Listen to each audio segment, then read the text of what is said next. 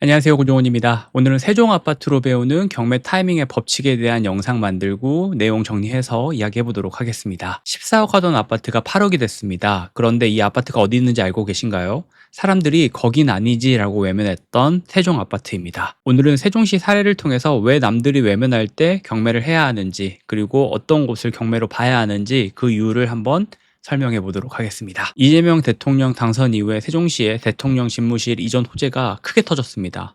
이전까지만 해도 아무런 관심이 없던 곳이 뉴스에 갑자기 일면에 쏟아지기 시작을 했습니다. 신문 일면에 나오면서 집값은 들썩였고 매물은 줄어들었고 세종 투자해볼까 라는 사람들도 늘어났죠. 지금은 어떻게 됐을까요? 아까도 제가 얘기했다시피 14억 하던 아파트가 8.7억이 됐고 7억이던 아파트가 3.4억이 됐습니다. 반토막이 넘는 물건들이 쏟아지고 있고 거래는 줄었고요. 매물은 다시 7천 건 넘게 쌓이고 있는 상황입니다. 저는 예전에 이 호재가 나오기 전에 경매로서 어떤 지역을 좀 보면 좋을까요? 라는 질문에 매번 세종을 좀 얘기했었어요. 그때 제가 주장하던 건 지금은 관심 없지만 이런 물건들은 경매로 싸게 살 수 있고 호재나 이런 것들이 발생을 했다라고 했을 때는 비싸게 팔 수 있기 때문에 경매라는 투자 조건에는 맞을 수 있습니다 라고 이야기를 드렸어요. 자, 그러면 우리가 한번 생각을 해봐야 되는 게 사람들이 외면할 때 기회라고 저는 경매에서는 생각을 하고 있는데 잘 생각을 한번 해보면 답은 금방 나올 것 같습니다. 호재는 뉴스가 나오기 전에 사야 싸게 살 수 있습니다. 주식도 그렇고 부동산도 그렇고 그런 이야기들이 있잖아요.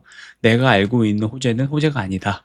뭐 이런 이야기들도 있기 때문에 뉴스에 호재가 나오고 어떤 기사들이 나오면 저는 이미 끝났다고 생각합니다. 이런 뉴스들이 나오고 기사들이 나왔다라고 하면 다음날 중개사한테 전화를 해봐도 확실한 반응을 느낄 수가 있어요. 매물이 줄어들고 가격이 막 올라가게 합니다. 단 하루 만에 말이죠. 경매는 다른 부동산 투자들과는 같지만 조금 더 심리적인 게임이 크다고 생각을 해요. 사람들이 불안할 때는 낙찰가가 당연히 내려가고 사람들이 몰리면 경매도 비싸집니다. 그럼 아까 주장했던 게 결국 남들이 외면할 때 기회라는 말이 어느 정도 일리가 있겠죠. 세종시 같은 경우는 가격이 많이 떨어졌습니다. 뭐 몇 군데가 좀 있는데 범지기 11단지는 7억에서 최근 3.4억에 거래가 됐고 리버파크 같은 경우는 14억에서 8.7억에 거래가 됐어요. 그럼 이렇게 반 이상 떨어진 아파트를 지금 살 수 있을까요?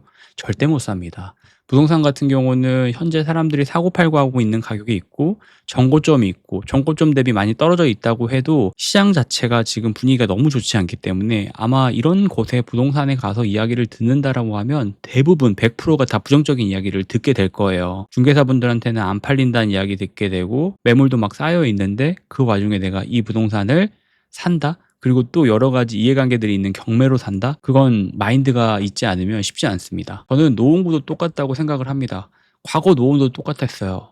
제가 노원에 대해서 경매로서 한번 접근을 해보는 게 어떨까요? 여기는 또 호재라는 게 발생할 만한 지역이고 또 좋아질 만한 일들도 많이 일어날 것 같은 지역이기 때문에 사람들이 이 부분 때문에 지금은 잠잠하지만 이런 것들이 호재가 돼서 가격이 많이 올라갈 수가 있고 지금 경매로 좀 싸게 사놓으면 그 사람들이 몰렸을 때 비싸게 팔 수 있지 않을까? 라고 이야기를 하면 매번 사람들한테 무시를 당했습니다. 하지만 지금은 어떻죠? 여러 가지 627 대출 규제나 이런 것들이 있어서 지금 노도강 같은 경우도 이 가격으로 살 수가 없고 사람들이 많이 몰리게 되고 경매장에서도 서울 노도강을 입찰하는 사람들이 정말 많아졌습니다. 그렇기 때문에 경매의 기회는 소음이 없을 때 다가오는 거라고 생각을 해요. 사람들의 관심이 없을 때 그때가 저는 진짜 기회라고 생각을 합니다. 뭐 여러 가지가 있겠죠. 뭐 지방 아파트 같은 경우도 매번 제가 얘기하면 사람들한테 무시를 당하는 지역이고 그곳을 왜 사? 지금 서울에 최대한 근처에 있는 아파트를 사야지라고 얘기를 하는데 지방의 소도시 같은 경우는 입지나 학군이나 인프라나 이런 것들이 형성이 되어져 있고 오히려 저는 호재가 있는 지역보다 악재나 미지근한 지역들을 좋아합니다. 그럼 우리 한번 생각해 볼게요. 호재가 있고 이 호재가 없어지면 어떻게 될까요? 악재로 적용이 될 수가 있겠죠.